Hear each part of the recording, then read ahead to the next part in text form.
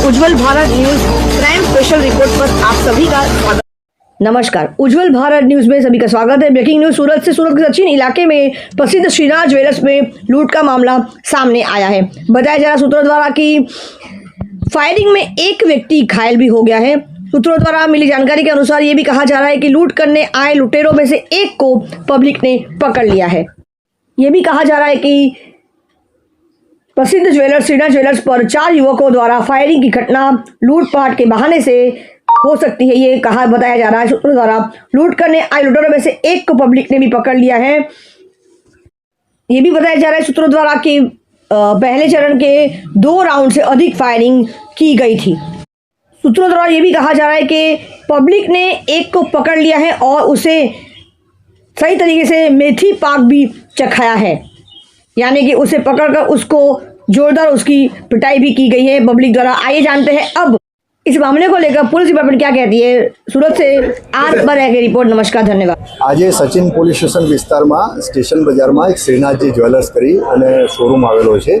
एमां रात्रिना 8:30 થી 9:45 વાગ્યાના અરસામાં એક 4 આરોપીઓ ફાયરઆર્મ સાથે લૂંટ કરવાના ઈરાદે આ જ્વેલરીના શોરૂમમાં આવેલા હતા અને એમણે ત્યાંથી લૂંટ કરેલી હતી અને ત્યાંથી જે જ્વેલરી શોરૂમમાં હાજર આશીષભાઈ મહેશભાઈ રાજપરા જે હાજર હતા એમને પ્રતિકાર કર્યો। તો એમને પ્રતિકાર કર્યો તો આરોપીઓ પૈકીના એક આરોપીએ જે વિક્ટિમ જે છે આશીષભાઈ મહેશભાઈ રાજપરા એમના ઉપર 2 રાઉન્ડ ફાયર કર્યા।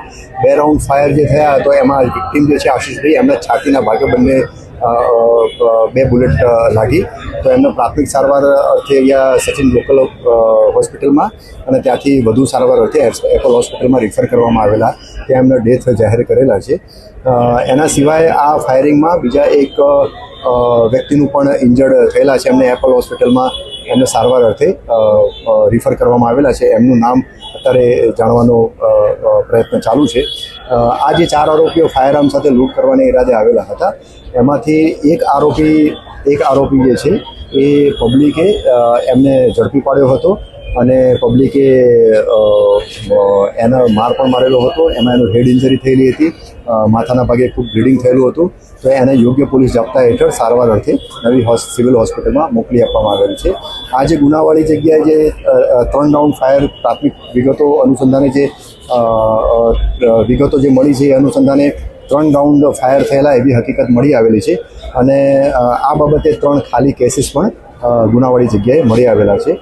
હાલમાં એક આરોપી પકડાઈ ગયેલો છે, એ સારવાર હેઠળ છે સિવિલ હોસ્પિટલમાં અને અન્ય 3 આરોપીઓ ફરાર થઈ ગયેલા છે। સુરત શહેર પોલીસની સ્થાનિક પોલીસની ઉપરાંત ક્રાઇમ બ્રાન્ચની ટીમ અને અલગ અલગ બીજી ટીમો પણ કાર્યરત થયેલી છે આ 3 આરોપીઓની ઝડપી પાડવા માટે। Thanks for watching UB News. Like and comment and don't forget to subscribe for latest updates. Subscribe our channel.